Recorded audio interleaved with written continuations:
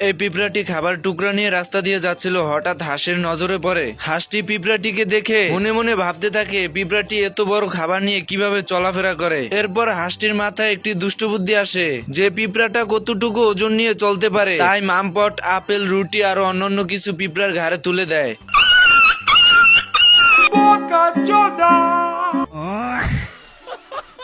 এরপর হাঁসটি একটি লাঠি আর দড়ি নিয়ে আসে যাতে পিঁপড়াটার রাস্তা আরো কঠিন হয়, কিন্তু তার ভিতর দিয়েও পিঁপড়াটি যাচ্ছিল। और मैं आसमान की ऊंचाइयों में और मम्मी रे